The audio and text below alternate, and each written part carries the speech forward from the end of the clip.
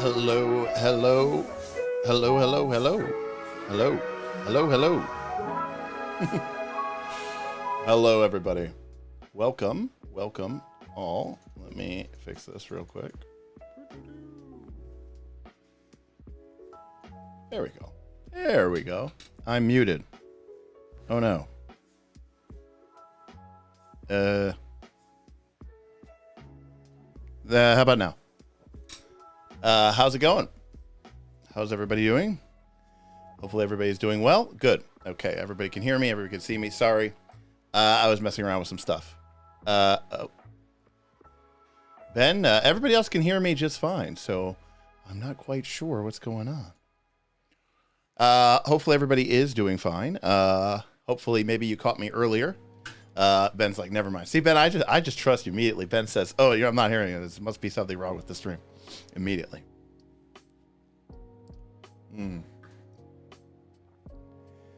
Yeah, it's a hot one. Ben is in New York City, and it's really hot there today. Hopefully everybody is doing well. thank you for joining. This is one of our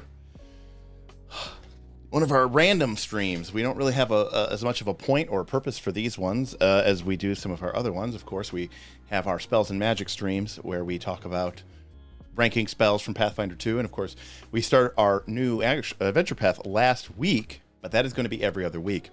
And going forward, the plan is for these Tuesdays to be used to play some other systems.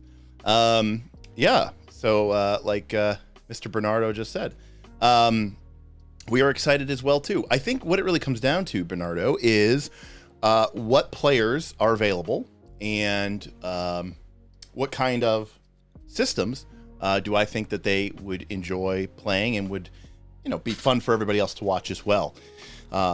It's a game, but it's also a show as well. So real quick, some housekeeping items. If you do have a question for me, go ahead and put a big Q in the chat, Q colon or something like this. And that way it will be easier for me to find. In fact, if you put it in all caps, that'd be even better because then I could see it, just so I don't miss it. And if you absolutely want to make sure I don't miss your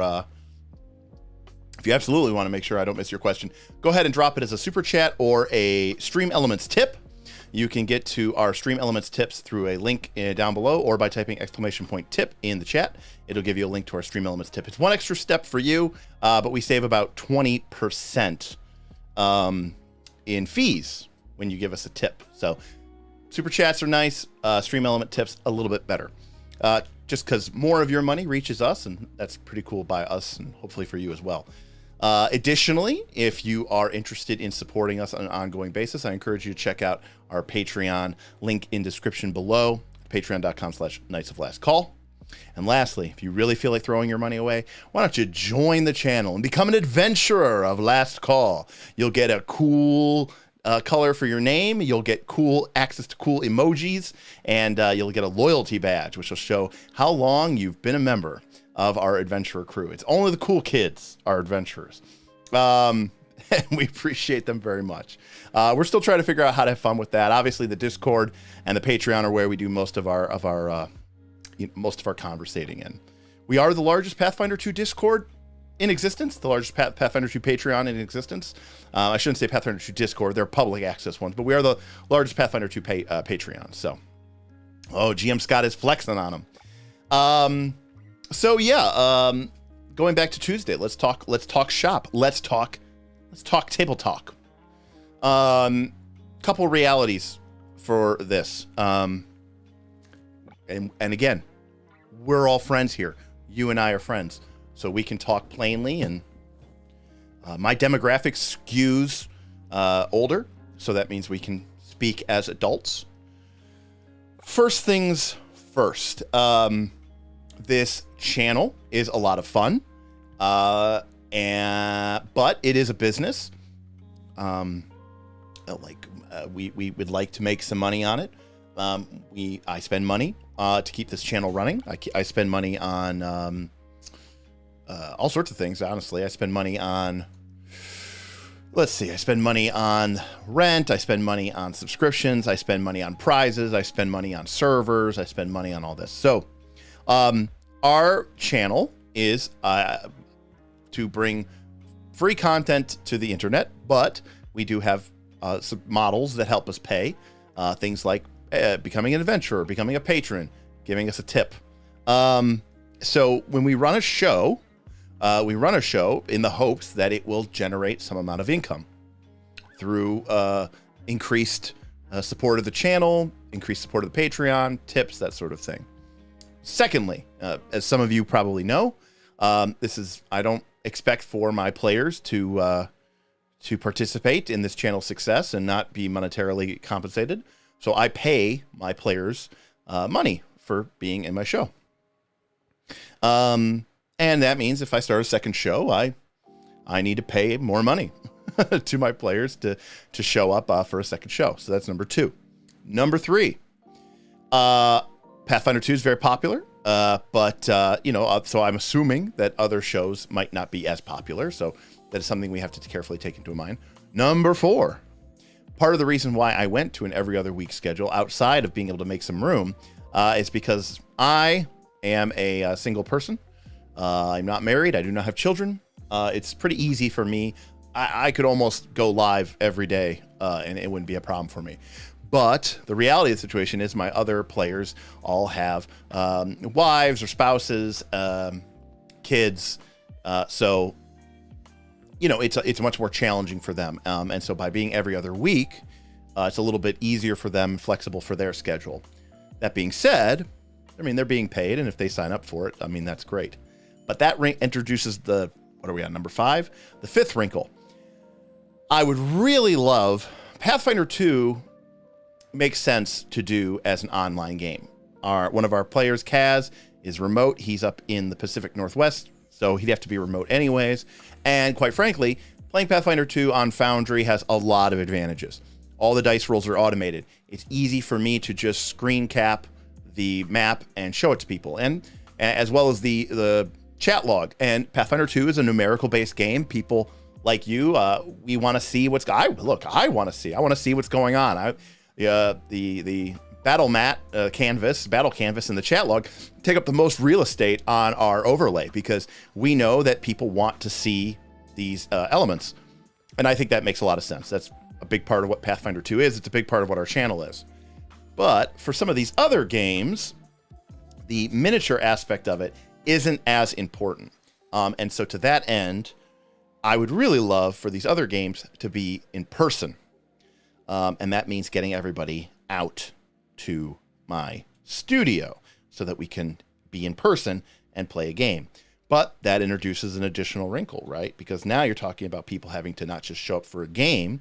Consider one of our Tuesday live streams, right?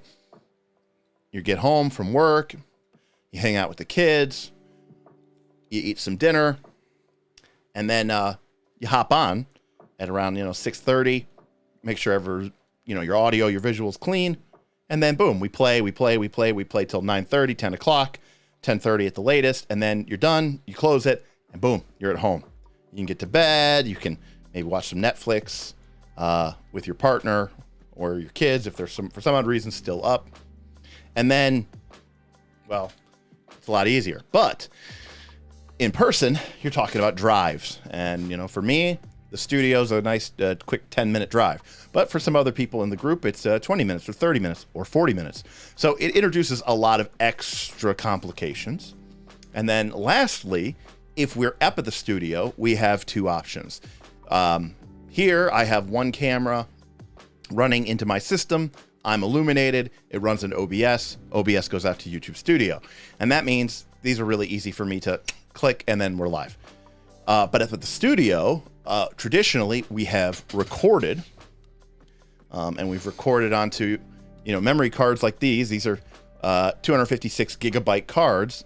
And like a 3 or 4 hour recording session will fill up one of these. We have 6 to 7 cameras. So you're talking about 1.5 terabytes of data.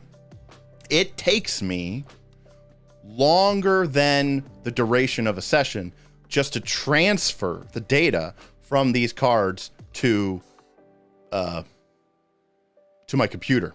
And then it could take me sometimes 10 hours to edit them or more. Which means that if we are up at the studio, which would be cool, if we are up at the studio, I would like to be maybe live up at the studio. And that would be a lot of fun. And that's been something that we've talked about since the early days. It requires a couple extra hoops to jump through, and it includes us spending some more money so that we can do that.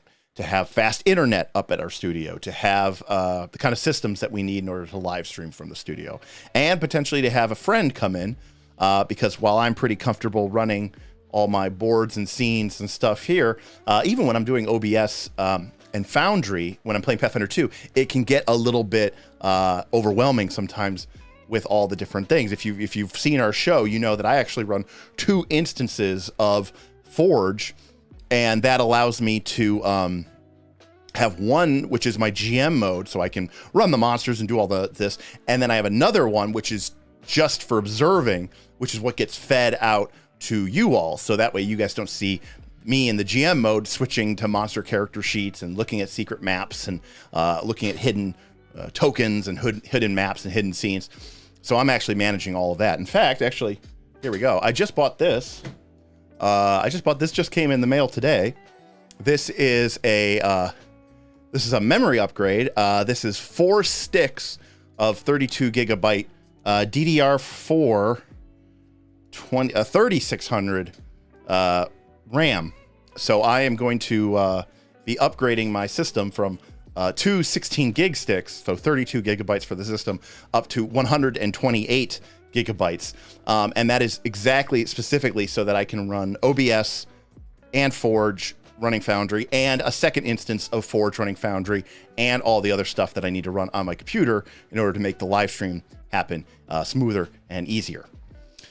So, boy, that was a lot of long-winded way of saying things. Yeah.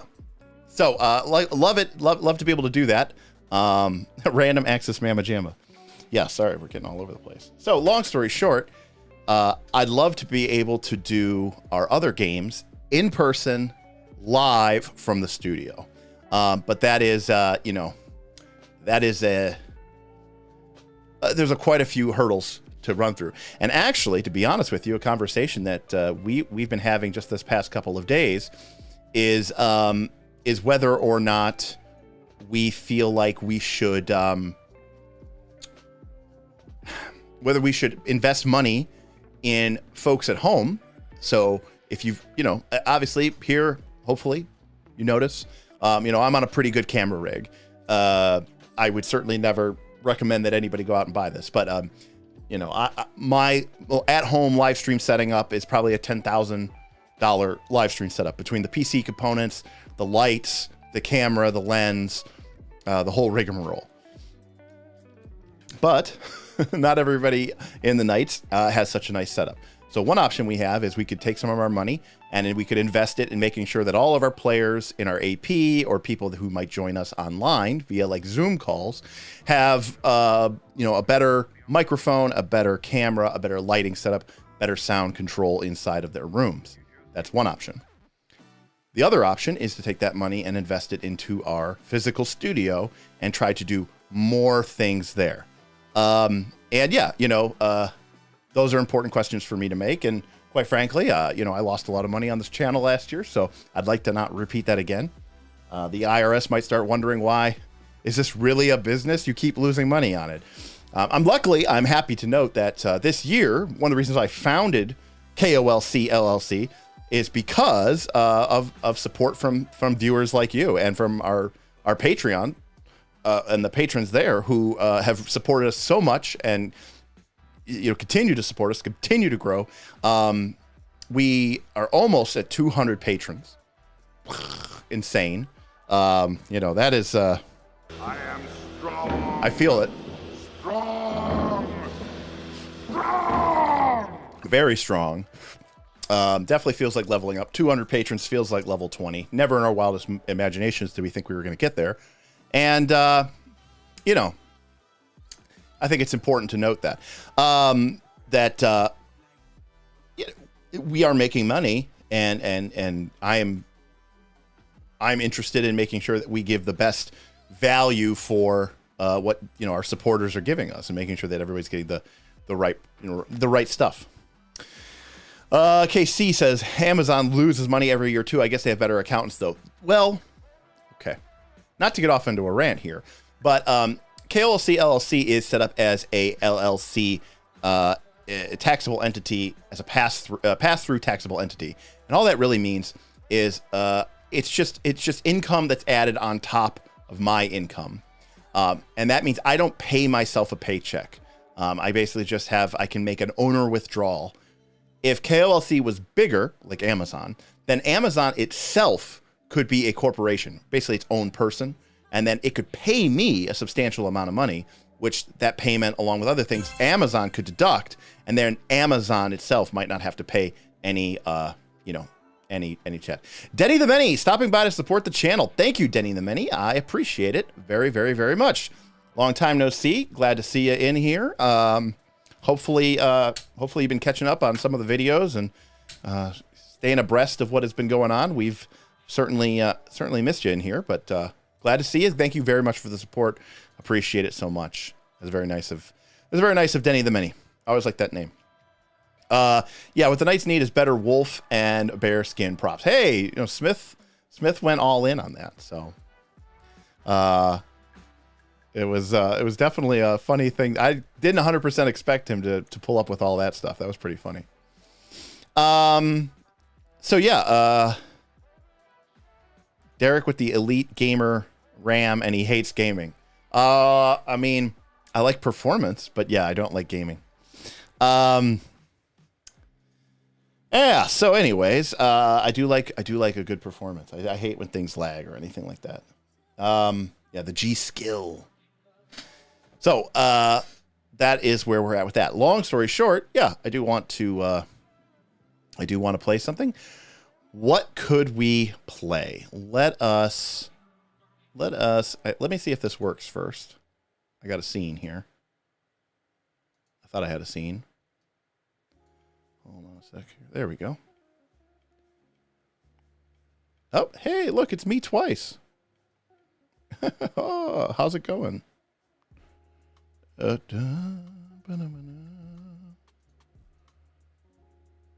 All right.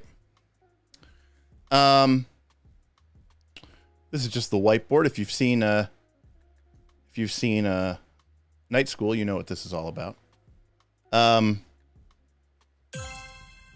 Hey, thank you. Bennett tipped $40. How's the new setup working out? And everyone is John One Shot? Thank you, Ben. That is very, very nice. The new setup is going great. There's still a couple of things that I want to change, an update, but for the most part, you know, I've got my teleprompter set up right here, and that is going to basically allow me to easily do more videos. I kind of want to divide the content, if you will. Let me get a bigger marker here. I kind of want to divide the content into... There we go. I kind of want to divide the content into two halves. So there's kind of like kind of like the Derek only content, and then there's sort of like the group content. You know, this is with Bob and with Aaron and the rest of the gang. But part of the thing is that there's a lot of videos I would love to make, that are maybe 10 to 20 minutes long. And maybe they are, about things like, philosophy of game design and, just a lot of that stuff that we, some of that stuff that we talk about, like the philosophy of game design, or it could be, non D20 games.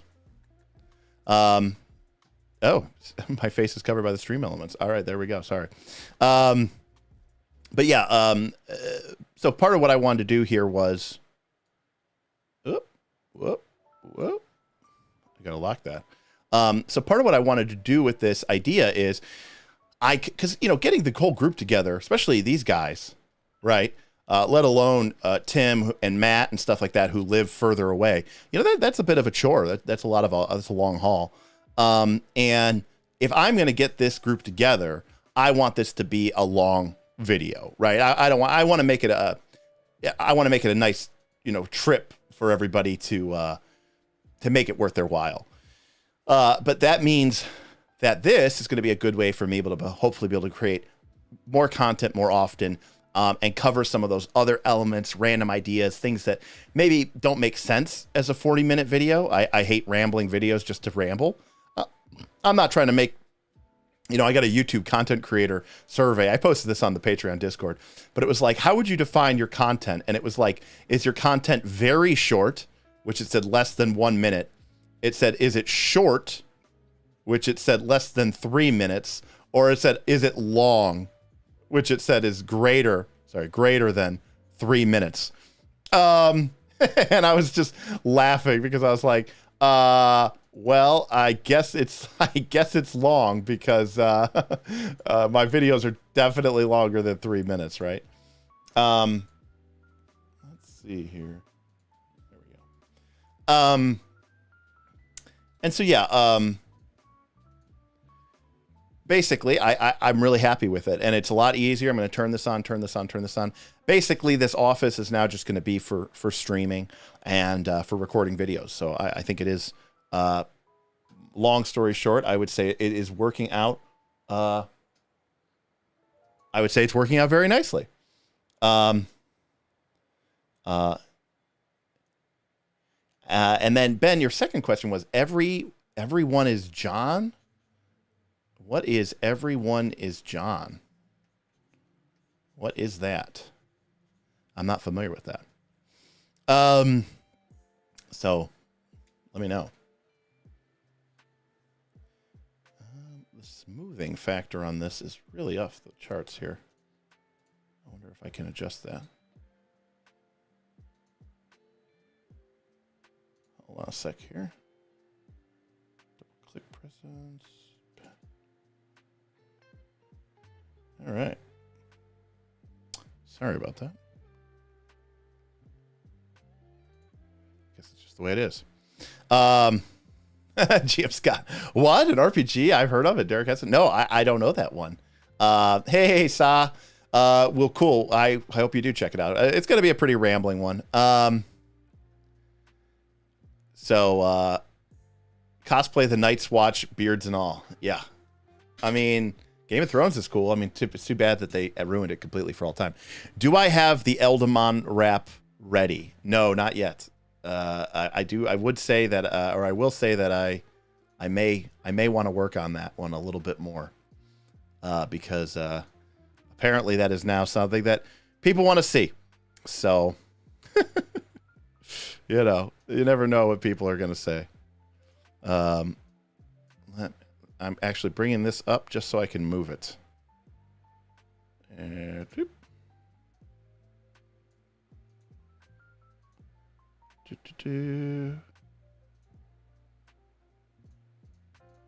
sorry, everybody.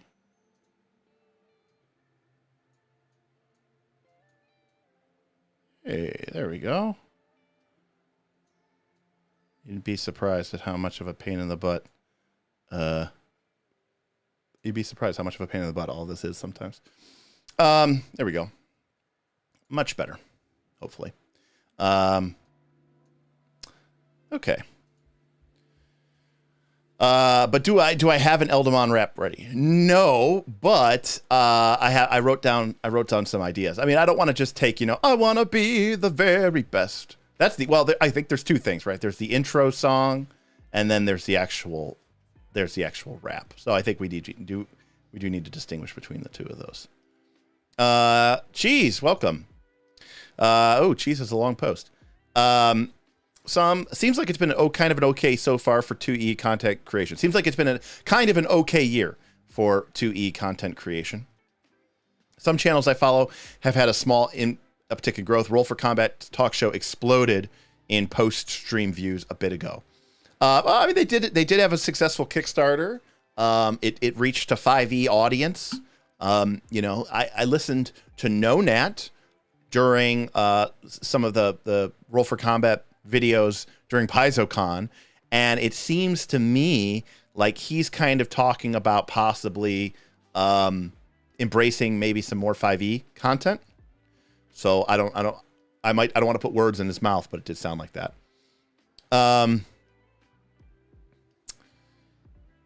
Let's see. Everyone is John is a competitive role-playing game where the players all take over a single character. Oh, okay.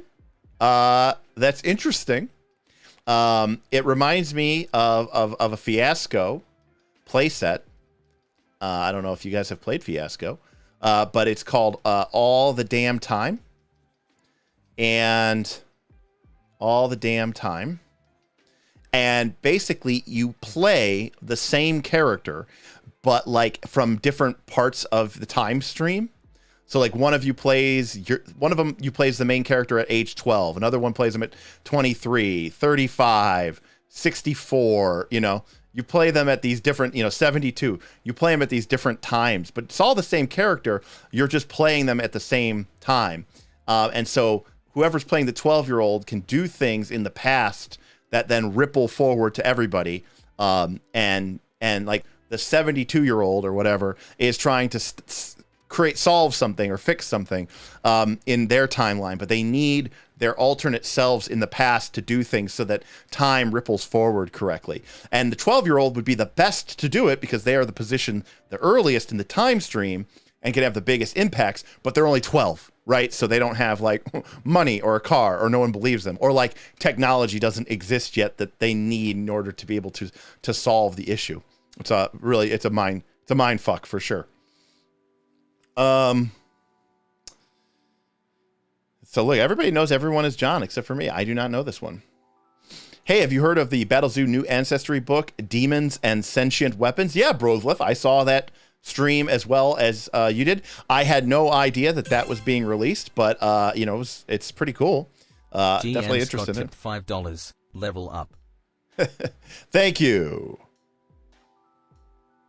Thank you. I am strong. For that tip. Strong. Have you ever played Alice is Missing? I have not played Alice is Missing, but I do know that one. That one I do know. So Day of the Tentacle with one person missing? Yes, exactly. Like Day of the Tentacle, which is one of my favorite games of all time. Let's see.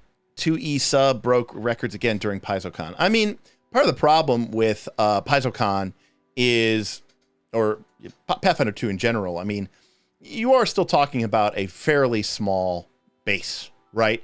That just doesn't have a ton of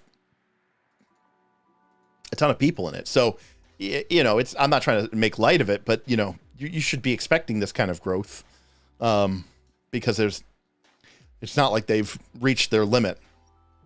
I mean, case in point, I don't know what the audience breakdown is, but there's there's 20K people subscribed to NoNet. There's only, 5K people, not even, subscribed to us. So, who are these 15K other people? Or if you look at something like XP to level 3, I think he has, I think he has 500,000 subs.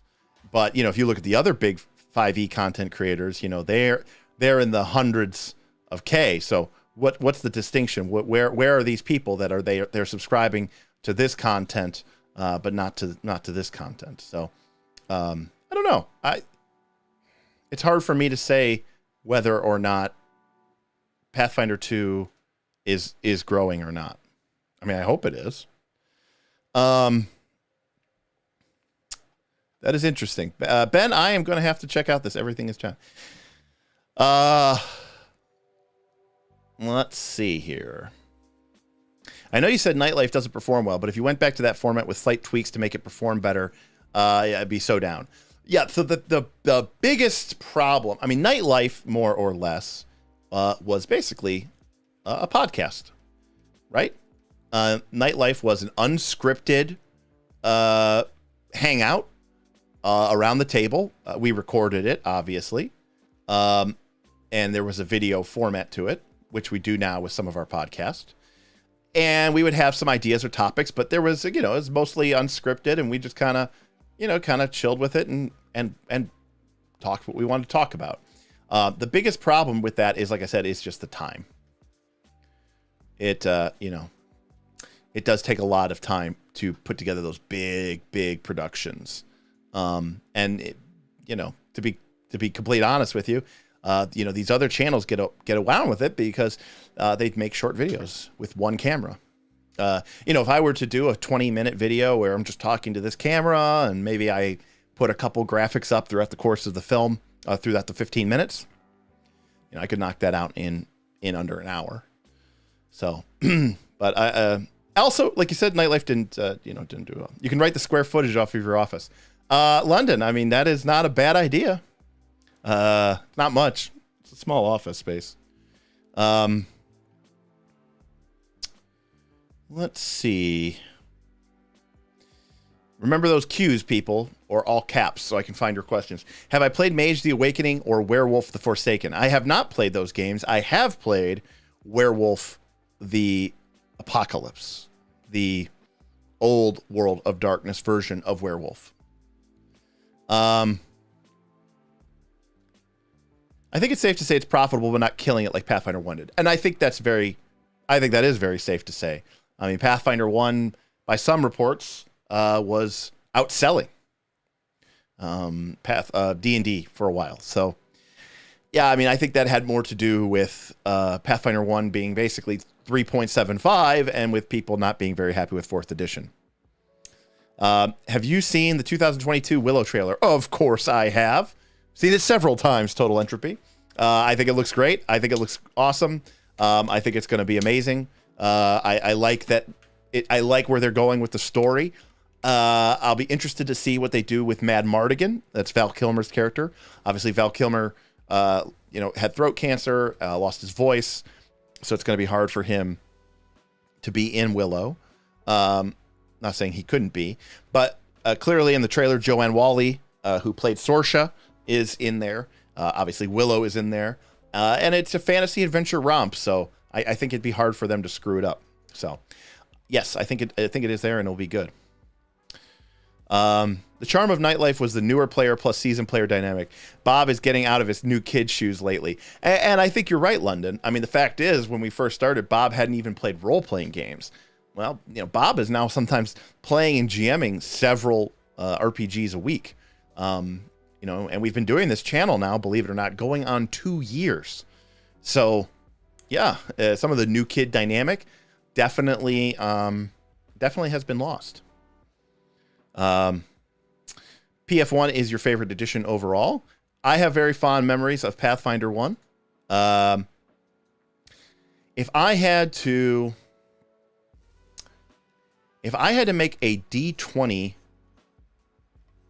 list, I would probably say my favorite D20 edition was 3E.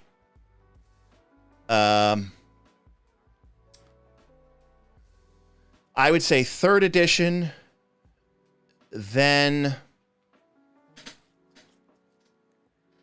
it's tough. I would say Pathfinder 2. Then I would say 4th edition. Then I would say PF1. Then I would say 3.5 edition. Then I would say that's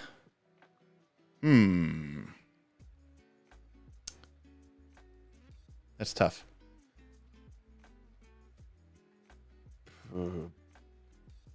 BX Basic, then 5th edition, then 1st edition, then 2nd edition, and then 0D and AD&D. That is how I would. That's probably how I would break it down, in terms of how I enjoy it the most. I know some of those things might seem like a lot of these are like, aren't these the same things? How are these things so different? There were some subtle differences, and that broke it down. Damien, you thought I was a 2nd edition fan. Do you mean, which 2nd edition do you mean? Do you mean 2nd edition AD&D?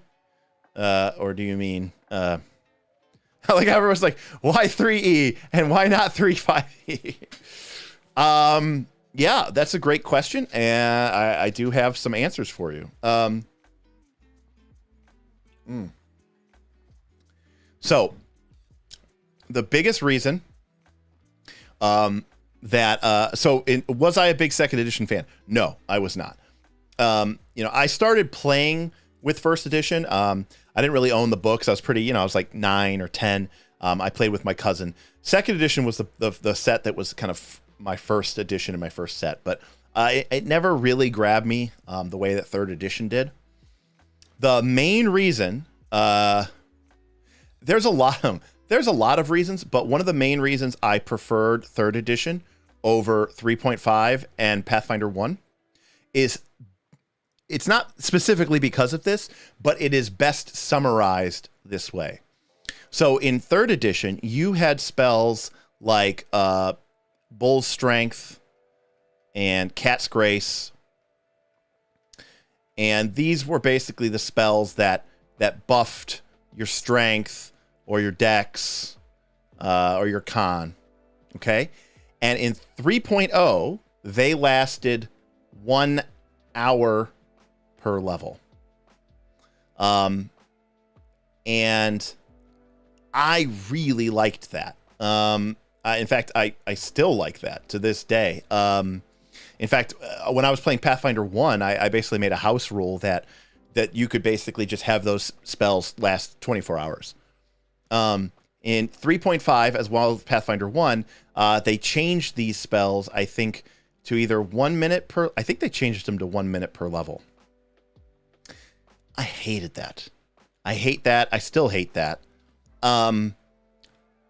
Similarly, there were other spells in 3rd edition, like Greater Magical Weapon, GMW. And not only was Greater Magical Weapon long duration, 1 hour per level, but the bonus you got from Greater Magical Weapon actually could scale better than the items that you got. In fact, Greater Magical Weapon could get all the way to a 6+6 bonus. And Greater Magic, that meant that like having a Greater Magic Weapon spell was in fact better than you having an item. Let's also go to 3rd edition. In 3rd edition, you had creatures that had damage reduction that was something like 20/+3. You needed a +3 weapon. And I liked that if you didn't have a +3 weapon, you were going to be in trouble. And you might not be able to fight that monster, or you were going to need to rely on a spellcaster who had a Greater Magic Weapon prepared. Then in 3.5 in Pathfinder, all of those interesting, they all just became damage reduction, even at higher levels, /magic. I didn't like that as much. And then what they did in order to sort of distinguish it is they had all the /cold iron, /mithril, /silver, /adamantine. And I hated this because this led to this golf bag type approach where you had a million different weapons with a million different things. I didn't like that at all, just so that you could make sure you could randomly get through some random damage reduction. I prefer the damage reduction to be, somewhat higher and tied to a plus bonus. I thought that was more interesting. Let's go back to D20. This is true in 3.5 as well.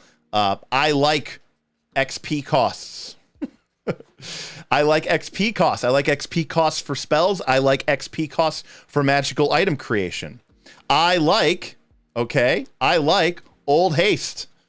Okay, in 3.0, in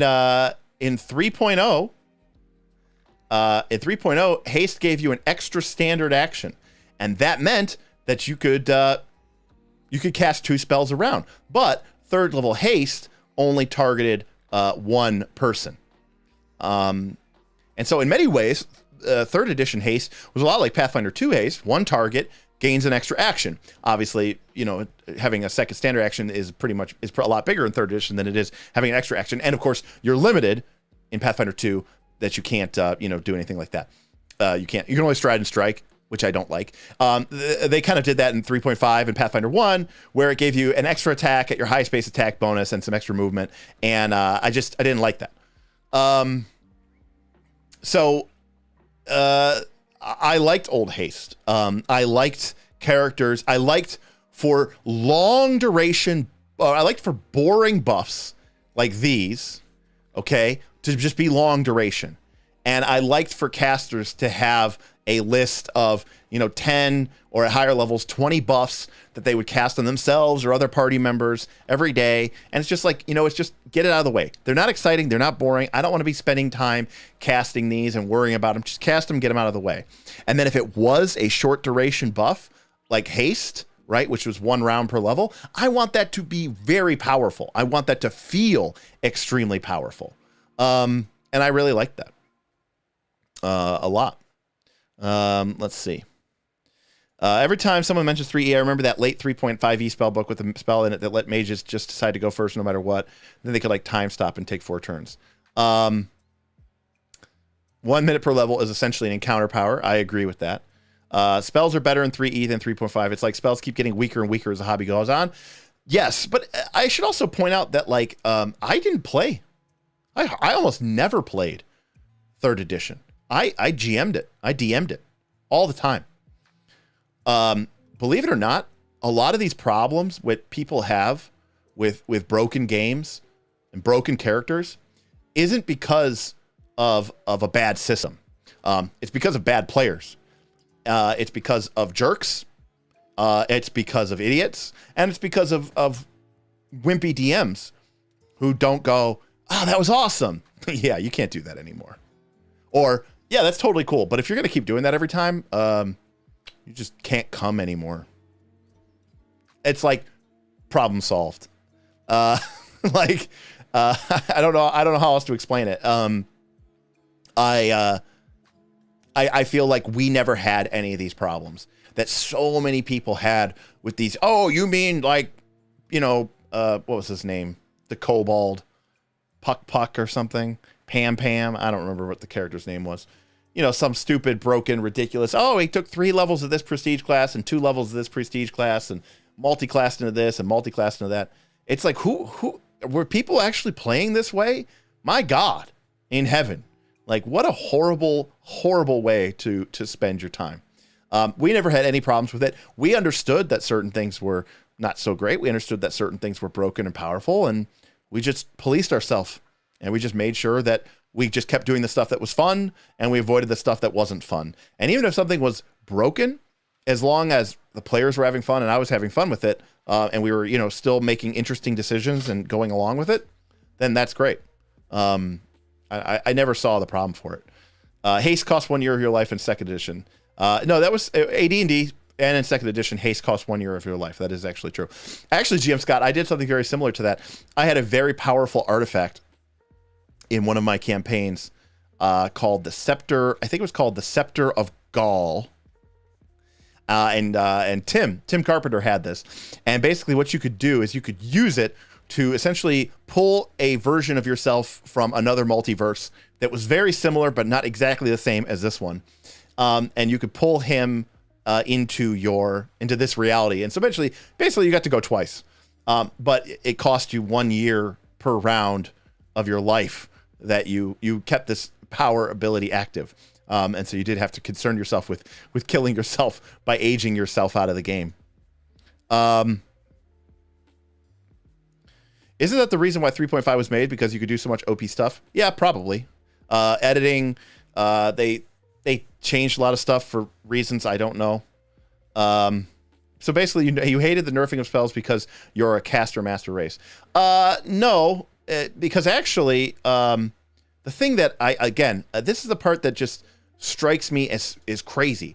Like all those spells that I just listed, those would get cast on the fighter, on the barbarian. Greater magic weapon would get cast on the rogue. Like the casters just kind of made everybody else cool. They felt like they were supporting you, like they were doing all this awesome stuff. I don't know.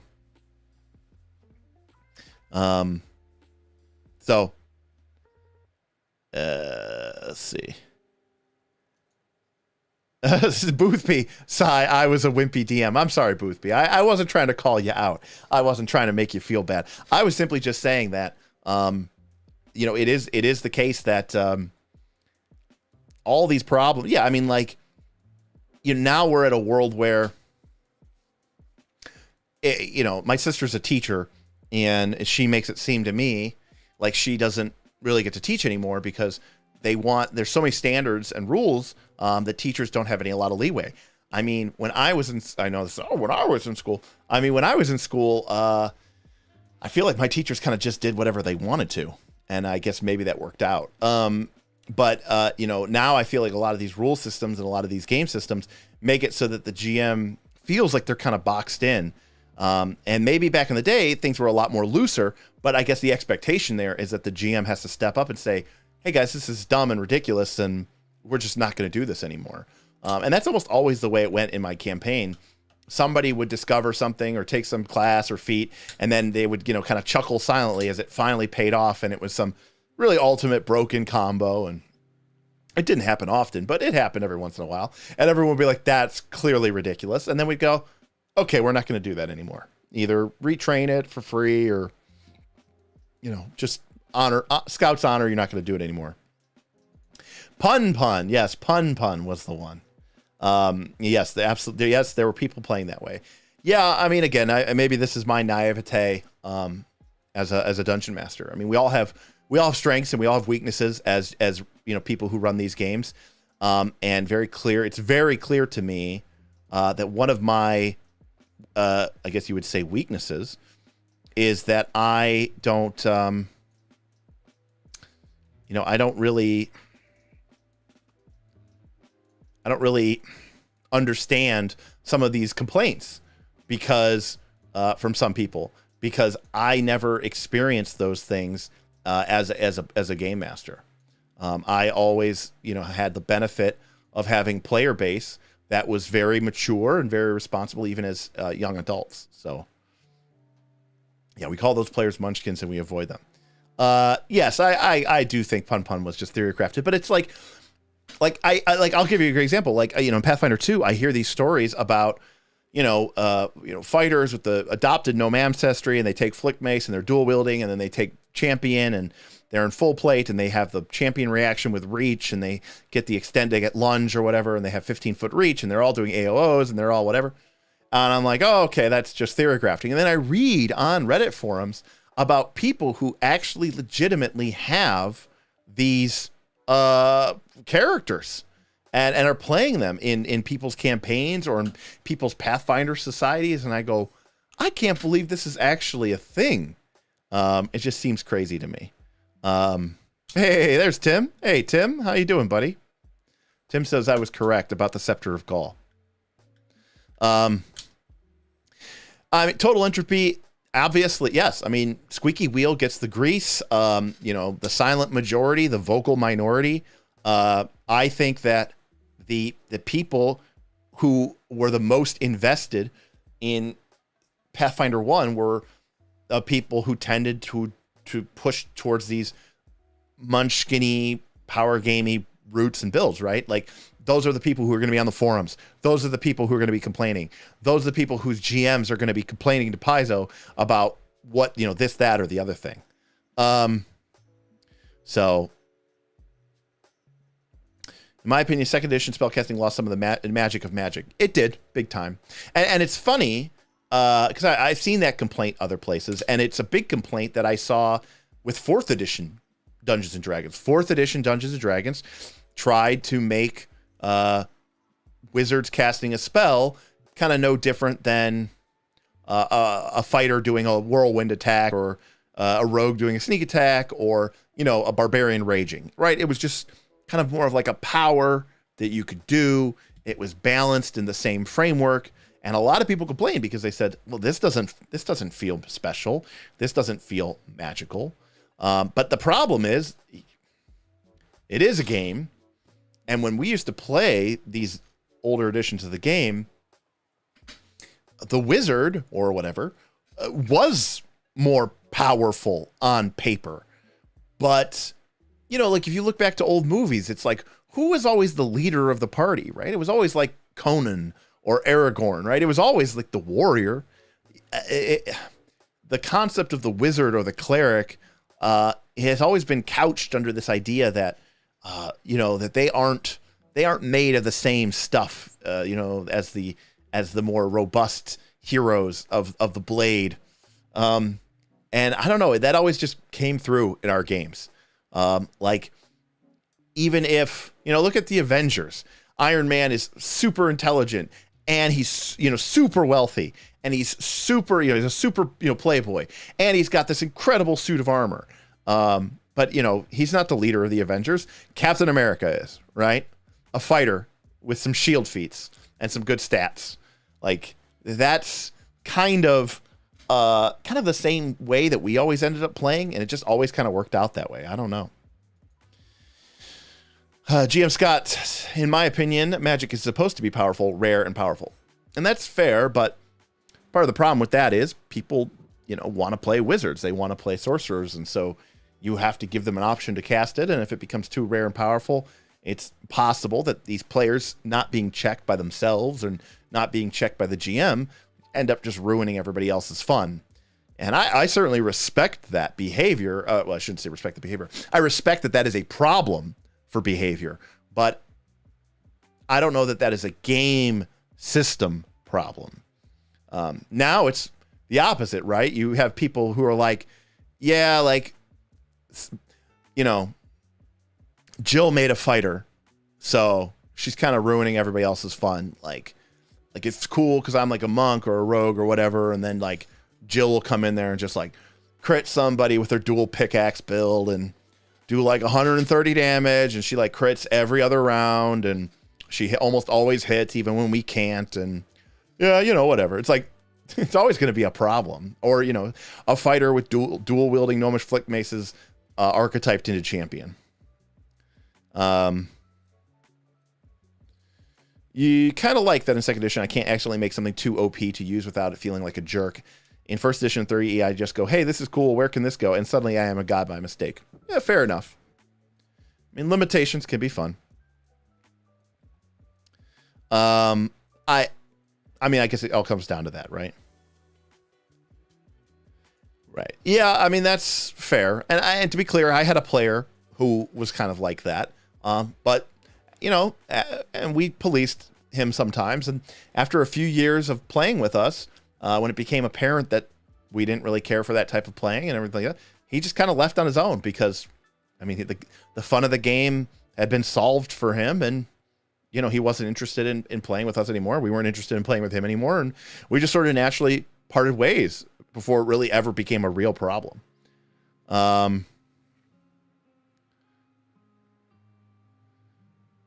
One of the best stories I ever heard is a party of 4 fighters taking gnome adopted ancestries and went on a slaughter path in Ruby of the Phoenix. One of them switched to gunslinger eventually from boredom. I think I might have read that on Reddit as too, Broflef. Shadrim, I completely agree with you. I think a lot of the second edition balancing was done with Pathfinder Society in mind, where GMs really can't do anything if players turn up with a broken build. Well, I also think that maybe the impression that people got was that a lot of Pathfinder GMs, even not in a Pathfinder Society, feel like they can't do anything if a player shows up with a broken build, because a player is going to point at a book and they're going to say, I just bought this book.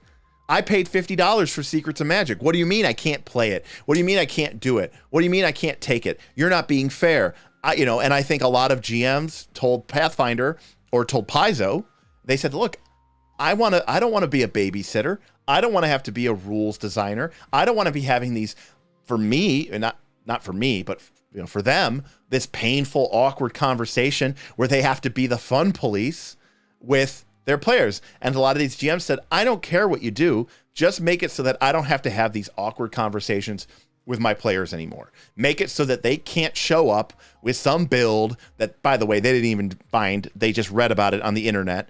So they didn't even discover this. They just copied what they found on the internet. And they show up at my table and they're laughing because now they can hit everything on 3s.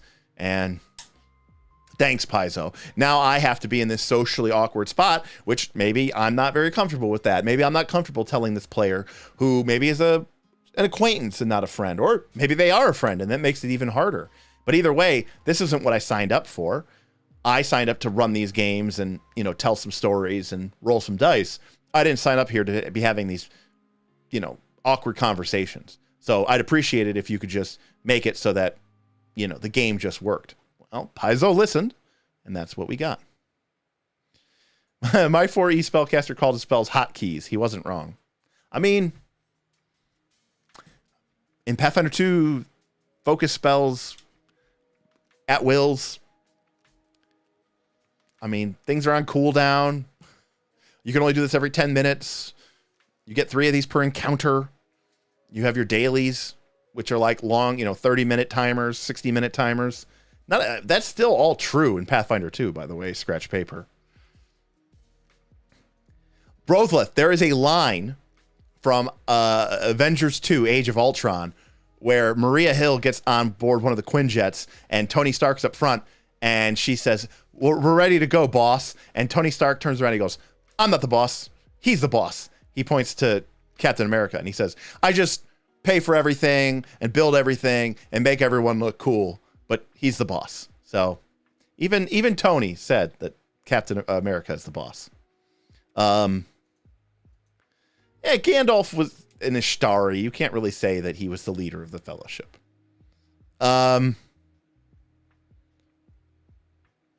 Yeah, everyone keeps talking about this kineticist build. I didn't own Ultimate Occult. I think it was from Ultimate Occult. So I gave up on the Ultimate books, I think, after Ultimate Wilderness or Ultimate Intrigue. I was pretty much done with Pathfinder 1 after that point. So I never got a chance to read the kineticist, and I was so burned out on Pathfinder 1 by the end of that, with the archetypes and the partial archetypes and the archetype on top of an archetype, and then, oh, you could take multiple archetypes as long as they don't replace the same class feature, and then you had like people with and then you would multi-class into a multi-archetype multi-class. I hated it. I really did hate it at the end. I'm not gonna lie. I'm not gonna lie.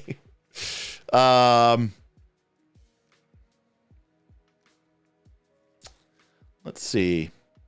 Let's read here. So, I have how many people we got in here today? Probably nobody. 43. So I got a new RPG coming. So I've got Root coming. In the mail. Should be here tomorrow. So Ben from our Discord, Ben A, ran basically a virtual convention this weekend for about 6 members of our Patreon. And they ran something like 6 or 7 or 8 sessions over the course of the Memorial Day weekend. And the majority of them were sort of a mini Root campaign. And Root is a powered by the Apocalypse engine game.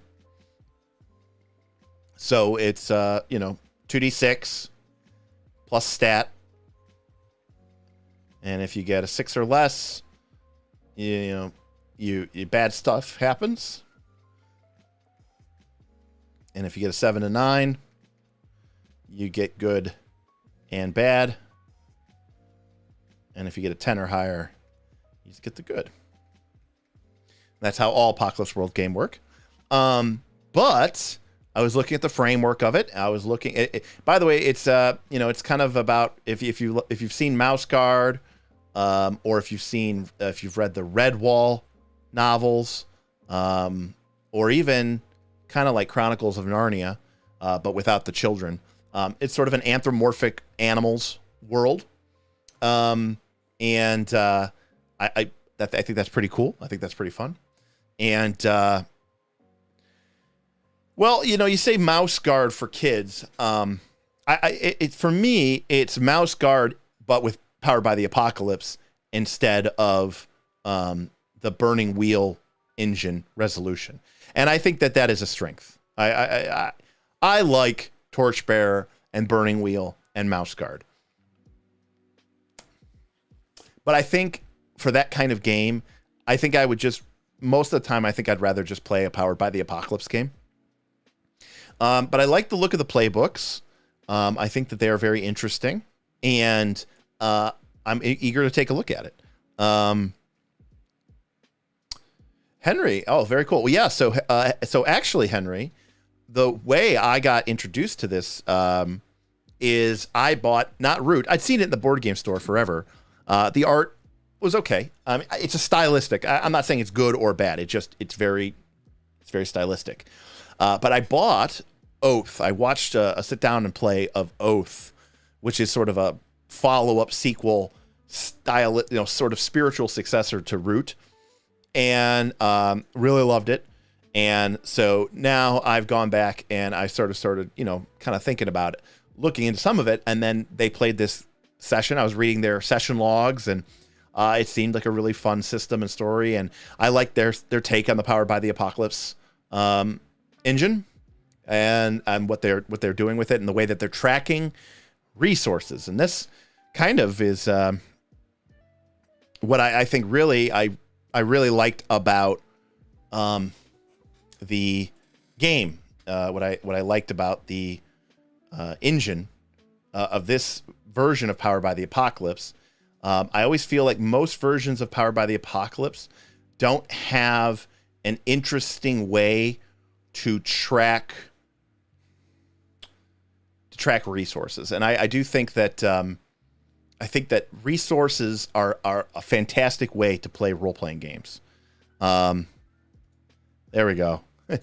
Yeah, if you're on the Discord, we have the session recaps there. I think you can find it under Memcon. 6 sessions of Root and 1 session of Labyrinth Lord in 4 days. Yeah, very, very awesome. Very cool stuff. But I love this idea of resource tracking and exchanging resources. And, in the beginning of time, back in, the early days of lore, you had one resource, right? Which was you had hit points. That's it. It was the only resource that you had. And that's cool. I guess you could also argue that you had spells, which were a very, very limited resource available to only a handful of characters. And, now we've gone forward 50 years almost. And I look at a game like D&D and Pathfinder 2, and for the most part, that's still it. But now with spells, you have cantrips, and you have focus spells, and with hit points, you have treat wounds, and you have things like lay on hands. Are those even resources anymore? Now, I think one of the things that we have to connect is that the dots, though, is this concept between, how do resources, right? If resources are directly connected to, I guess I would say, PC survival, that's when you have a problem, right? Because then what ends up happening is, the party loses resources. And if those resources are directly tied to how well they can perform, then that means that they are now more likely to fail, which means they are more likely to lose resources. And that means that their chances of surviving continue to go down.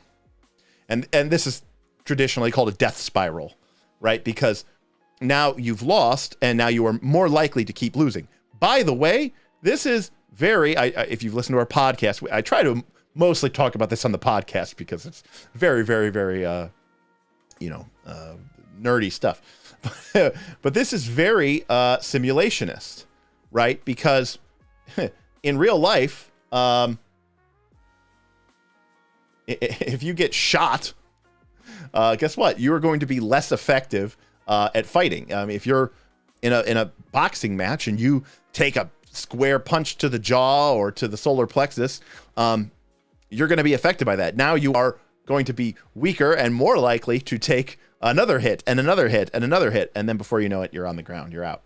So the traditional D20 system hasn't engaged with this concept very much. And I think that other games have done a better job of it and have expressed interest in it, because one of the levers that I think is so fun to play with are these dials, are these resource dials, and being able to show players the consequence for their actions, but not to create a death spiral, because you are separating the resource track from their character's actual survivability, I think is brilliant. It's a really cool idea that I really, really like, and I'm excited to explore it some more. So let me test. Whoa. I'm going to pull up a root playbook here. Can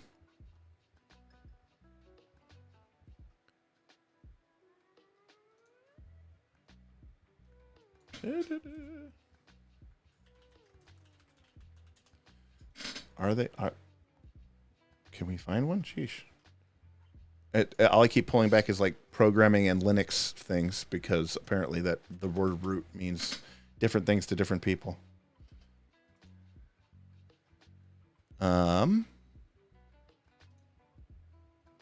Okay, here we go. Open image in new tab. All right. So here is a character from Root, and we can see here that this character has a couple of ways that you can mess with them. Okay. The first thing that you can do is, I'm going to start at the bottom here, is you could start with their reputation, right? And you can see that, you know, in the core game of Root, there's sort of 3 factions, which are sort of battling for control and dominance. And as you take actions, you might gain reputation with some, you might gain notoriety or prestige with others. This is a great way to show characters the consequences of their actions without just killing them, right? Because ultimately, at the end of the day, the only thing that a hit point track leads to is death. And I don't care how you feel, and maybe if you're playing like a jokesy one-shot, I do, look, I'm not a killer DM. I've killed players before. I've killed entire parties before. You've seen me do it on screen. I still think it sucks because it ends it. You know, it ends the fun. It ends the fun. And I think it's way more interesting when the characters have problems. Death is the end of all your problems, right? You don't have to worry about anything anymore because you're dead. But your reputation, now you have something, you know, in 3rd edition, we used to joke that, you know, this thing that was scarier to a player wasn't disintegrate, it was Mordenkainen's disjunction, right? Kill me, don't kill my character. And in fact, killing your character is such a problem because it ends the game that you end up with sort of 3 approaches to it. 1, you have GMs who are fudging and won't kill characters. 2, you have systems that are so designed, so designed that it becomes almost impossible to die, because there's so many things in the system that are designed as sort of safety checks. Death saves from 5th edition come to head. And then the 3rd is you still have raised dead spells and resurrection spells. So there's this idea that death is either so problematic that it never happens, either because of design or fudging. And then when it does happen, you have access to these spells and magic, which really don't make it a problem anyways. But if you are doing a mission and you stake your honor and you fail, and the Woodland Alliance brands you a traitor, and you pick up a ton of notoriety with the Woodland Alliance, well, there's no easy solution to that. And that's not going to affect Nimble the Thief's ability to continue to play the game. It's not going to mechanically make it so that it's basically suicide for him to keep playing because you gave him a -4 penalty to all of his rolls because he's so wounded. No, but it's meaningful. It's mechanical. It's not just fluff. It's not just, oh, they don't like you. You know, it's something you're writing down on the character sheet. It feels as real as any wound, as any hit point loss, or as any condition. But most importantly, it is not directly tied to the character's immediate and desperate survival. And that makes it a lot more interesting. And then furthermore, going up here to the rest of the character sheet, you can see here that we have several tracks. And I only read through this cursorily. So if you're more interested in it, I'm sure you could check out on our Discord. You could talk to Ben or Steven or Storm Phoenix or any of the people who just played Root, or me in a couple days after I get it. But you can see here injury, exhaustion, depletion. There's different ways that your character can be affected. I also believe that you can, your gear can become worn down as you go through the adventure. Again, none of these things are going to make it so that you can't play the game, but there's all these different ways of showing the consequences to your character's actions that don't just involve that the ultimate goal is death, right? Because every time you're reducing a character's hit point, the only thing that you are threatening them with is death. And threatening with them with death is basically threatening them with what? They don't get to play anymore, right? Like, that's what you're threatening them with. You're threatening them with, you're going to be at least out for an hour. You're going to be at least out for a session. You're going to be maybe out for that character is going to be done. Hell, it might even be enough to say you're going to be out for that combat. And that alone might be kind of a crappy thing to say. So, all these things and more are really, really interesting to me. And I think that having multiple resource styles to play with, to fiddle with, is so interesting and so much fun. And going back to a game that I've talked about a lot in this channel, which is Legend of the Five Rings, your character ostensibly has sort of two tracks. They have stress and they have fatigue. And this sort of represents the weight and the pressure of the body, and this sort of represents the weight and the pressure of the mind. And these are both sort of, I would call them, short-term resources. If fatigue reaches zero, or stress reaches zero, your character isn't dead, right? But they're in trouble. They're in trouble, and they could suffer some consequences, and those consequences might have lasting effects. But most importantly, they kind of, these things heal rather quickly, right? Like once you have a moment to recover yourself, once you have a moment to gather your thoughts, catch your breath, these things can recover quickly. So that sounds a lot like, hit points from Pathfinder 2. But Legend of the Five Rings also has honor, glory, and status. And these are rated between 1 and 100. And these basically honor represents how much does your character think of themselves? How much do they feel like they exemplify the nature of Bushido? Glory represents your reputation.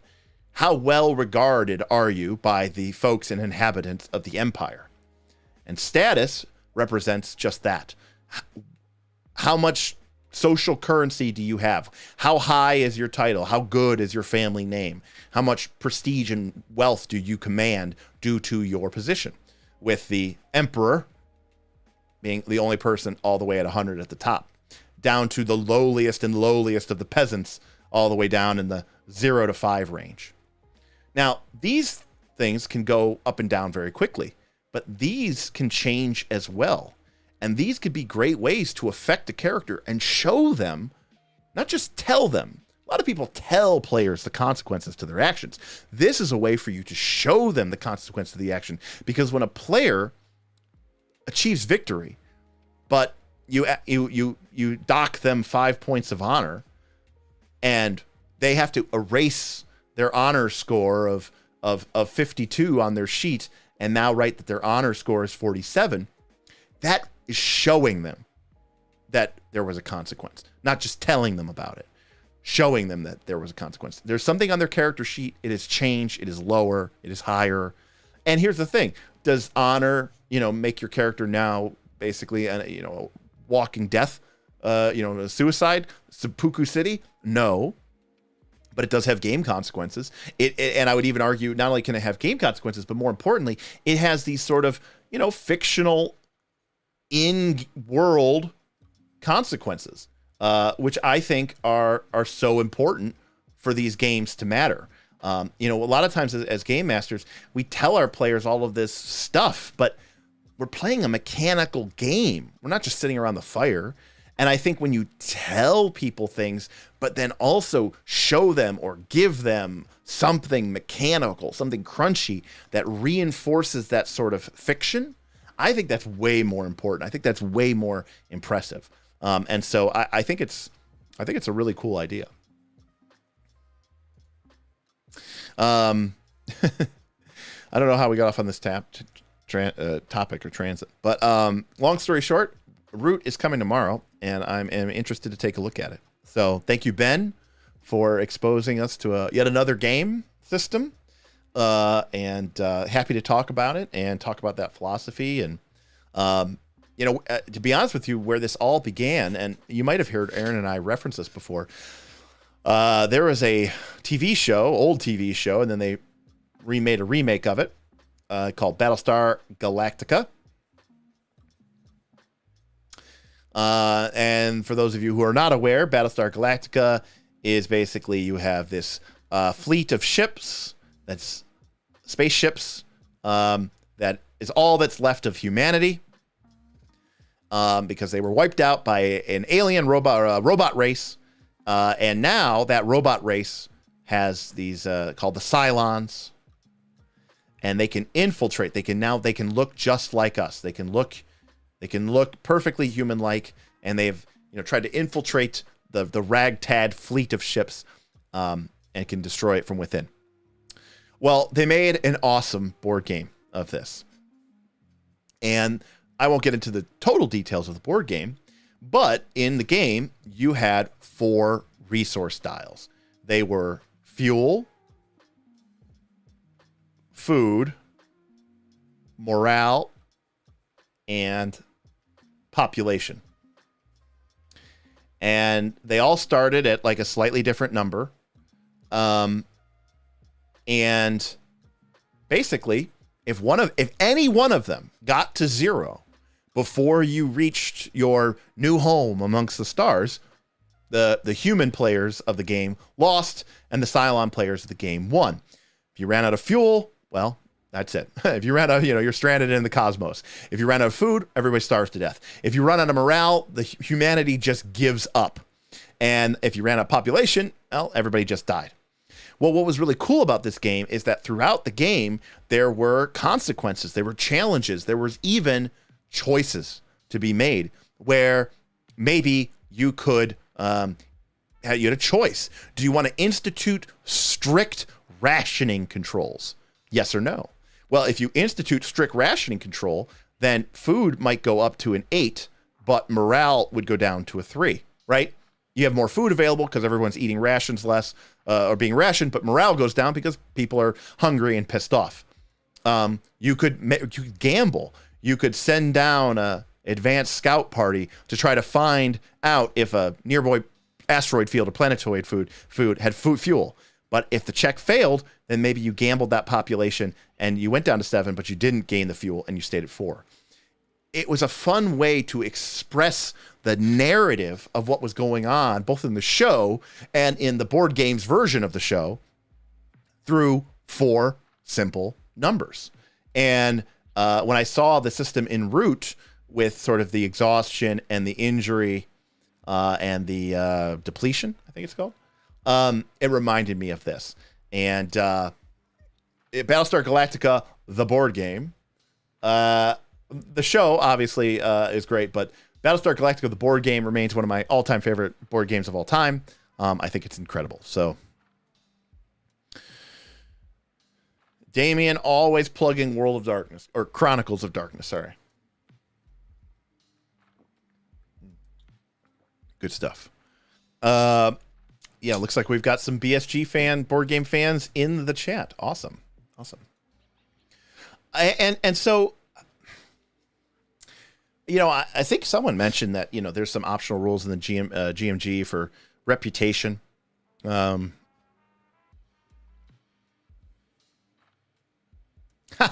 Chronicles World is a trash game that I don't like, just like you. Good stuff. Yeah, Brothos says PF2 has reputation as an additional system, which is great, which is cool. I mean, that's definitely, I think people should utilize that. The problem with a reputation system in PF2 is most people are playing APs. And so your reputation does not matter. Right? Something like a reputation system only matters if you're playing a game that is open world, is sandboxy, because it's not going to work in an AP. There's too many presumptions in an AP of what the players' behaviors are going to be. And even if there isn't, like, the players understand that we're playing an AP, that we have some sort of big, important mission, goal, whatever that we need to do to save the Earth, save humanity, save the nation, save the town, save the whatever. And you're almost basically implying that, like, if you don't do it, no one will. And so you feel like you have to do it. And so to a certain extent, reputation kind of doesn't matter in most the way that most people play Pathfinder 2 games. I think if you played Pathfinder 2 games, if in your campaign it was a bit more open-ended and you had a lot more freedom and structure to do things, I think that would be interesting. Luke says, counterpoint. A lot of people play Pathfinder Society where reputation / points with the factions do give you mechanical benefits, and you see how far you've come. That's cool. That's actually kind of neat. And that's really cool. I'd be interested to understand better how those reputation points. I kind of understand how those reputation points are awarded. I think they're done so in a very mechanically route kind of mechanical way. But I would argue that that's actually really cool because in Pathfinder Society, because naturally you're playing with a bunch of people all over the world, Pathfinder Society in a way is just a series of unconnected episodes, right? You're not on this adventure path. So in a way, Pathfinder Society is a bit more like that open-ended sandbox play. So I would actually argue that Pathfinder Society is not like an AP because you can't just presume that the characters are always going to succeed because you're playing them all over the place with a million different GMs and thousands of different players, and that's true. This is true. I have sort of a beef with Pathfinder 2 APs and how they were designed, both in claustrophobic combat and the way it's played. I mean, I'm playing an AP right now. I can already tell you that I've made several large-scale changes to the way the game is played, and I feel very confident in my GM to sort of roll with the punches of what my players may throw at me. So I'm totally fine to play through this. Very famously, the group, some of the group that's playing Quest for the Frozen Flame right now, many years ago, back in PF1, we had played Rise of the Rune Lords. And they, in the second adventure, if you may remember, we had some pretty cool sessions on the show when the group entered the Misgivings, right? The sort of haunted home of the Foxglove Manor. Well, that group that I played with many years ago in Pathfinder 1, they came up to it and said, "Oh, that's haunted. We're just burning that down." And if for some odd reason it can't burn down, there's no way we're going inside of that. It's very clearly a haunted house, and why would we do that? And the AP kind of had some problems accommodating that kind of structure. So it can be problematic for sure. That being said, the claustrophobic fights, those stink. I love Abomination Vault. I think it is awesome. But there are, I would say, about maybe a third to half of the fights are just in areas that are just incredibly way too small. Just ever. That needs to be something they fix. I don't know how else to describe it. Luckily, somebody sent me maps that I'm going to be using for Quest for the Frozen Flame.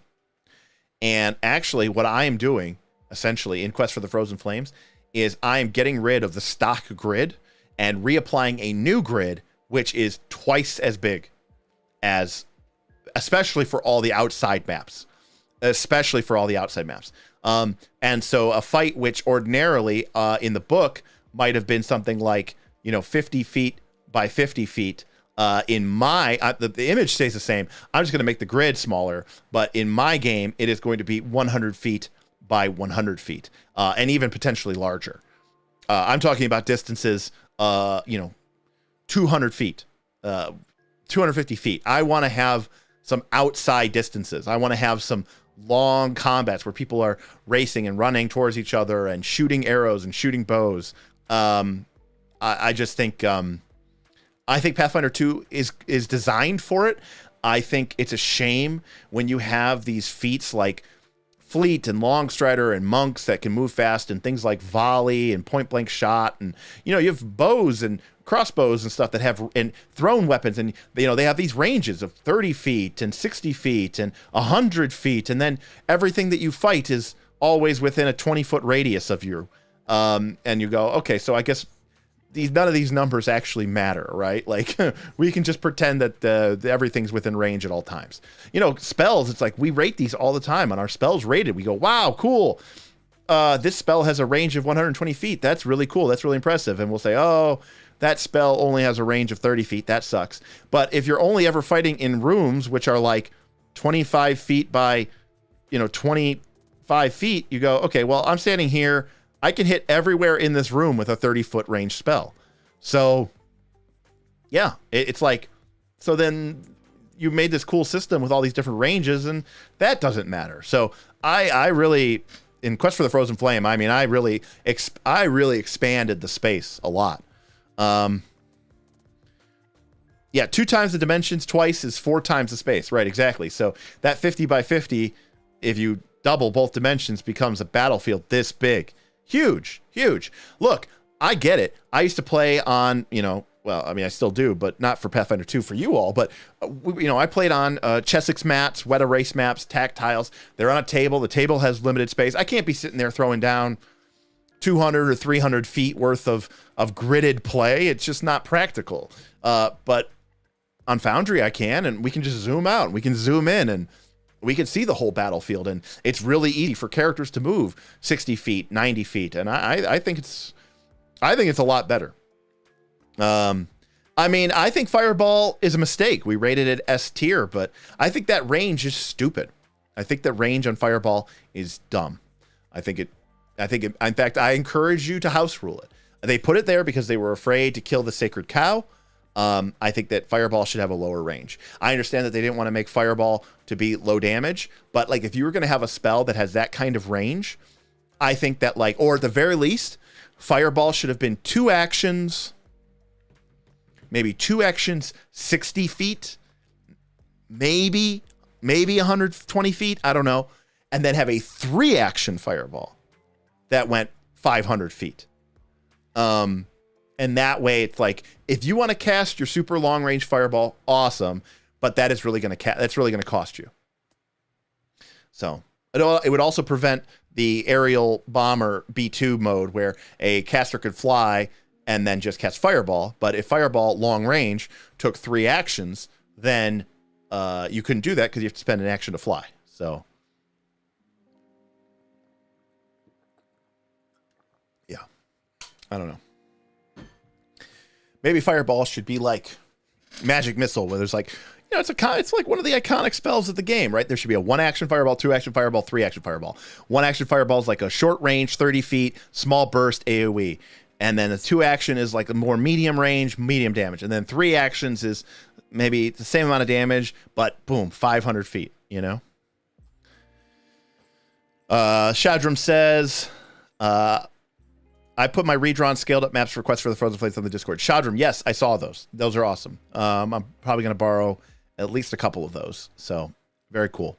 And we talked about this, how you added snow to yours because it's supposed to be early spring. And that's very smart because there would be a lot of snow on the ground. So good.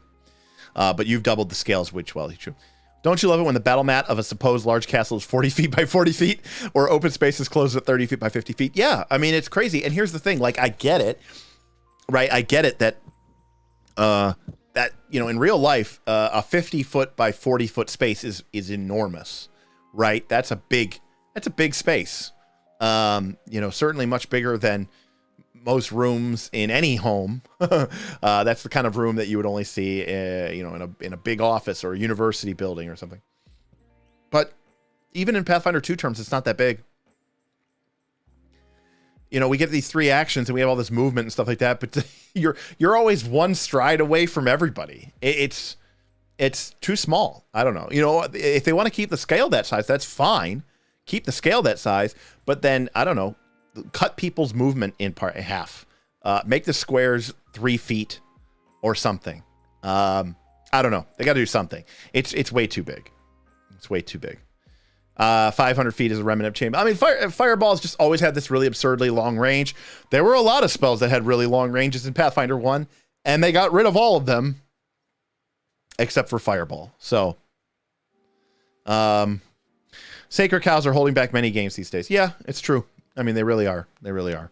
So, But I am really excited for Quest for the Frozen Flame.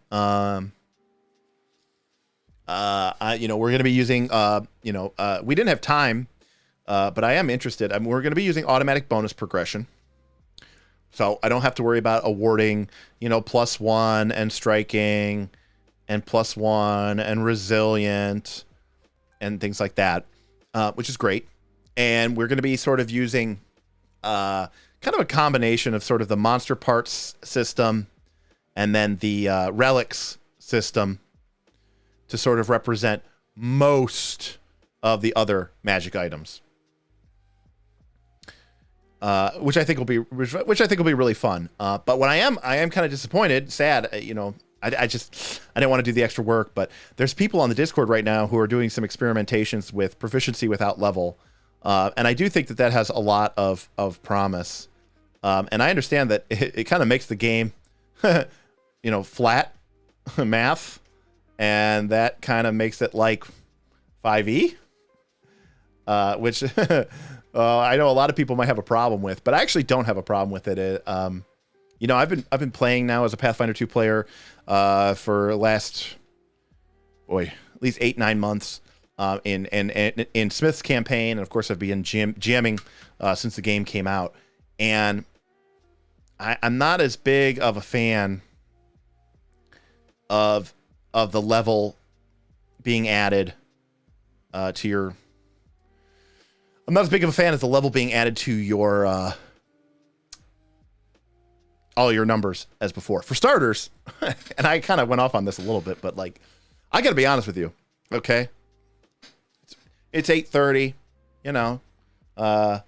we're definitely on the back.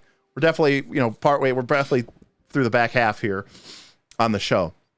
I know on this channel, I even said it today on RFC, that digital or virtual character sheets, are sort of the devil. I got to be honest with you. If you're playing Pathfinder 2 and you are leveling up at, I will call it a somewhat reasonable rate, like if you're leveling up once to twice a month, like if you're playing like once every session or two, you have to erase like almost everything on your character sheet. I mean, literally, you have to erase all of your AC, all of your saves, all of your attacks, all of your skills, all of your DCs, right? You literally have to erase every single one of them because they all go up by +1. And some of them will go up by, +2 or +3. I'm gonna roll back on this and say, I've got a level 15 cleric now, and God help me, I'm so sick and tired of erasing this freaking character sheet. You just erase everything so much. It's like for Pathfinder 2. I mean, I still like sheets. I'm still gonna use it. I'm gonna bitch about it, but for Pathfinder 2. You have my blessing to use a digital sheet. Okay. It's outrageous. It's outrageous. It's way too much. It's way too much erasing and way too much work. I mean, if you're leveling up, every 2 months of play or something like that, because you're not playing that often or because you level really slowly, that's fine. That's fine. Because then it's like you're only erasing your sheet once a quarter or twice a quarter. But for us, the way we've been playing Pathfinder, we're leveling up essentially every session because we are on an accelerated pace of play. But even if you were leveling up twice a month, every 2 sessions or so, which I don't think is an unrealistic pace of play. I mean, racing everything, it just would drive me. It would just drive me batty. And so part of the reason why I love the idea of proficiency. Now we're playing Foundry for Quest for the Frozen Flame, so we kind of skipped this problem. But if I would almost, if we weren't, I would be very interested in proficiency without level, just so that you can avoid the erasing. Ben had a question. Are there any properties out there, either film, book, or TV show, that you think would make a fun RPG? Well, we've talked about this before, Ben. But I do think that the Wheel of Time, I think that it done correctly. There was this 3rd edition D20 version of it, which, was okay or whatever. I think the Wheel of Time is perfect for this because it's built into the concept of the world that you have these ages that come and go, and that the ages that came will come again and in a different way, shape, or form. And so there is this idea of playing in multiple different worlds at multiple different times, and there's even this idea of like you could just make the characters Taveran, and that's a great in-game reason for things like the equivalent of hero points and a lot of these other modernist game tropes, and things like that. Like that's literally what it is. The pattern giving them, a chance for things to work out in their favor. So I think, and especially they'd have to nail the magic system. If they could do that, I think that would be really, really cool. So that would be definitely be my number one. Let me think what else. TV show. I'm not the biggest TV show fan. They made a Battlestar Galactica game, but I think it used the Cypher, is it the Cypher? No. Cortex. There was a BSG game, but it used the Cortex engine, which I'm not a big fan of. Sorry. But I don't know that I would want to see a game of that. In like recent film? Let me think. Huh. Yeah, I think Wheel of Time would be really cool. I've been reading through Conan 2D20. I don't think I hate it as much as you do, which I think you hate it a lot, but I'm not thrilled with it. And so maybe that would be cool to see something that could do this a bit better. And I'm sure a lot of people want Stranger Things as a role-playing game, but I think there's like a million Kids with Bikes RPG, including Kids with Bikes. And I don't really think the characters in that show I love that show, but I don't think the characters are so interesting in that show that you really need to have an RPG system for that. I know I'm telling you ones that wouldn't. I don't know. Wheel of Time is really a big one for me. I think that one would just be really, really, really cool. And the other one that I would really love to see is a good Game of Thrones game. Now, they made one by Green Ronin, I think. Green Ronin. And it was called The Song of Ice and Fire RPG. And it was pretty good, but it wasn't great. It was pretty good, but it wasn't great. And I think a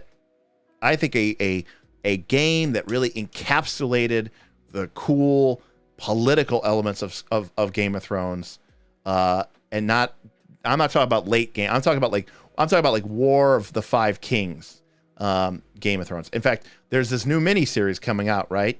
House of the Dragon, which takes place during the Blackfire Rebellion. No, not the Blackfire Rebellion. The Dance of the Dragons, where you had this Targaryen civil war, and this was like 100 years before what we even perceive at it. But this was not about, stopping the White Walkers and the end of the world. No, like, this is just pure fashion, fantasy politics. And I'm in for it. I'm in for it big time. And I wish I didn't know what happens, because I would love to watch that and be surprised and overwhelmed by it. So I think it's really, really cool. What do we got here?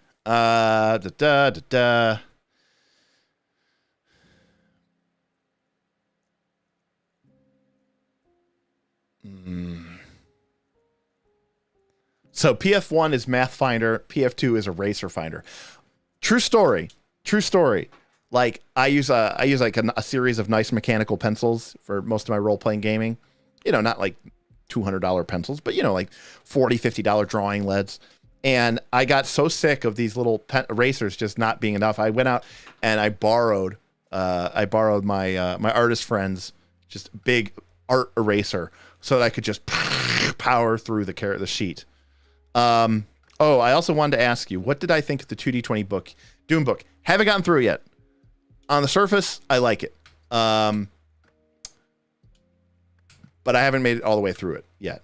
I think the execution is nicely done. But I don't know that they stuck the landing on certain elements, particularly like equipment and stuff and some of the Bene Gesserit stuff. So I know, but again, I think it's a great game system, and I actually like 2D20 a lot, and I've been really impressed with what it's been able to do for certain properties. But I still have to read. I do like the idea in Dune that you are making your own, house minor or whatever, and this idea of like, oh, what's your party? Well, you're all members of this Imperial party. Dune suffers from the same problem that like Lord of the Rings suffers from, which is, okay, well, if you there's always this event, right, in these type of games, right? Whether it's Paul becomes, Muad'Dib, or it's, Frodo destroys the ring. And there's always this problem where if you set your game before the event, then it feels kind of like, well, I understand that like the big thing that we are supposed to be doing, like it's nothing, right? Like the big, like regardless of what we do, there's going to be this big thing that's happening. And then if you set it after the event, it kind of feels a little bit hollow too, because you're like, well, the big fight for Middle Earth is over. Like this is just the cleanup crew, right? Like all the cool stuff really happened. Also, a lot of times what really makes the setting cool gets destroyed or just, blown up by these things. In the world of Dune, I think the intrigue between the Landsrod and the Chome Company and the Emperor and the Spacing Guild and the Bene Gesserit and this complex interweave of politics and positioning is what's so interesting. Well, when Paul comes in, becomes Muad'Dib, and becomes Emperor of the known universe, he blows that all up, and then it's just real boring. And so if you set it beforehand, though, you, like prescience, like Paul would say, you feel locked into this vision. Now, alternatively, you could put it in the far distant past, right? Like the hundreds or thousands of years past. But the problem there is like then you're losing what made you love the setting in the first place. You're losing all of the cool cultural touchstones. In Magic the Gathering, they call it resonance, right? This idea that what's going on because you're into this idea already. Like you don't need to have it explained to you. You're like, oh yeah, like Lord of the Rings, I get it. Sauron, like I understand these words. But like if you set your game of Lord of the Rings back like during the Second Age, and I start talking to you about the Silmarils or the Vala or Morgoth, most people are going to look at me and go, huh? I thought this was about Lord of the Rings. Why are we talking about these words that I don't understand? So you lose that those touchstones, and I think that's so important. Okay. I'm not going to talk about anime. Sorry, Luke. Although I have played Besm D20, so there is that. Bob is in here. Roll for combat. Do the rap. I want to be the very... Oh, no, that's Pokemon. I want to level up to 20 like every character before. To befriend them is my quest. To battle for them is my call. Eldamon, yeah, you're my best friend. It's our destiny, Eldamon. Ooh, you're my best friend. In an AP we must defend. All right, that's my Eldamon. It's not the rap, it's the intro. I think this will do very well for you, Stephen. Eldamon is going to be great. King's Dilemma is a great board game for that kind of politics. Andrew, I don't know that board game. I've been kind of out of the board game loop for a while. I'm hoping to get into it with Origins this year. Hopefully I'm going to have a lot of free time and definitely want to dig into that and take a look at it. Oh no. GM Scott tip $10. Don't do the rap. A tip to not do the rap. I love it. I love it. You should laminate and dry erase your. We already talked about that, as Bob said. We did talk about that, and it didn't work around.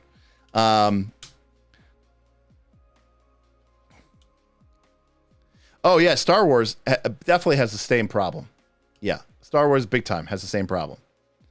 Yeah, Bob, I was talking about how I was like, I give you my blessing. If you want to use digital in Pathfinder 2, you have my understanding and your blessing.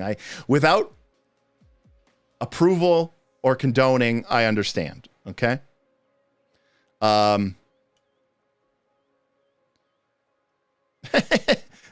Fantastic performance. 2 out of 10. Sorry it took so long. GM Scott, that's all right. I appreciate it. I appreciate it so much. Oh, boy. So, we're coming up here to the end of the stream. I know we were kind of all over the place today. We talked a little bit about root. We talked about resource styles. We talked about Pathfinder 2. We talked about IPs. We talked about all sorts of interesting things.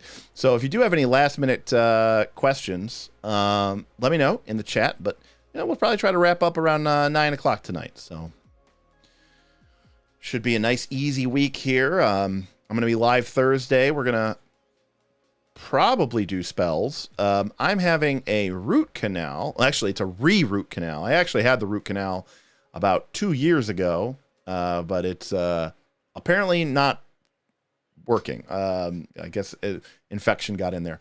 So they're going to have to re-root canal me on Thursday morning. But he didn't make it sound that bad. My first root canal wasn't that bad. So hopefully the re-root canal isn't that bad. So hopefully I'll be on that on Thursday. And then next Tuesday, a week from today, will be episode 2 of Quest for the Frozen Flame. Frozen Flame. And then Wednesday through Sunday of next week, I will be at Origins. And I'm hoping to get some podcasts, maybe a live stream, if we can figure out a way to do it with some of our friends and family who are going to be joining us. Some of our Patreon family is going to be there. Some fans and friends of the show will hopefully stop by. And I'm hoping to get some cool interviews and podcasts, maybe with some game designers, maybe some folks from Paizo, maybe with some of our favorite indie RPG designers, as well as just, friends and family of the show, and sit down 4 or 5 of our patrons together and, just BS about games and talk about games and just record the whole thing. So I think that's going to be really a lot of fun. I'm looking forward to it. I'm hoping it's going to be relaxing, but I imagine it's going to feel a lot like work, but good work, good work. Okay.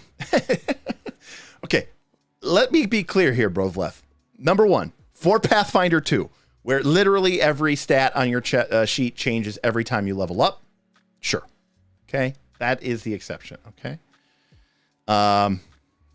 Now I want to port over L5E resources into Pathfinder 2. Thanks, Derek. Well, I think the other thing to realize here, Lollipop Candy, and we can talk about this offline, what makes those things so important is that they integrate into the rest of the game. And that's what makes it so important. And we can talk about this later, but, things like having an honor or a status of a certain rank does have a game mechanic, right? It does have an effect on the game. It's not just a narrative tool. And I think that that's really important as well. So something to keep in mind. Yes, that's true, GM Scott. Skills you are not trained in stay the same. Don't be a rogue. But between your background and free archetype and, the 3 or 4 skill, like even the most unskilled character usually ends up with 6 or 7 skills that they are trained in. So that is the case. And if you take untrained improvisation, forget about it. All right, everybody. I think I am going to call it a show. I want to say thank you to everybody who participated and tipped and hung out with us tonight. And I look forward to seeing you all on Thursday, assuming that we, don't have a problem with our teeth. But I don't think we should, so. I hope, if you're not already a member of the Patreon, that you consider checking it out. The link is below. You can join for $3. That's our lowest level, Squire. That's just sort of an introductory Some people never want to go higher than that. That's fine. That'll just get you into the Discord. It'll let you snoop around, talk on the channels, see what the buzz is all about. Our night tier, which is $5 a month, gets you access to all of our bonus content footage. We release an additional 30 to 40-minute video with each of our videos that are available only to our night tiers or members. It lets you join our Northern Reaches mega game. It gets you into the monthly exclusive Patreon Q&A. And then we have a champion and hero tier, which give you access to the night. You get to join our Zoom calls after our sessions and live streams to hang out with us and even hop onto the shows if you want to. So those are, premium tiers for our premium folks. So definitely consider checking out if you want to support the show. Damian Williams, always plugging us. Pawn no longer, everybody. A great friend of the show. Thanks, GM Scott. Appreciate good luck with Root and the Root Canal. I'm getting Root tomorrow and Root Canal on Thursday. And with that horrible, horrible pun, peace.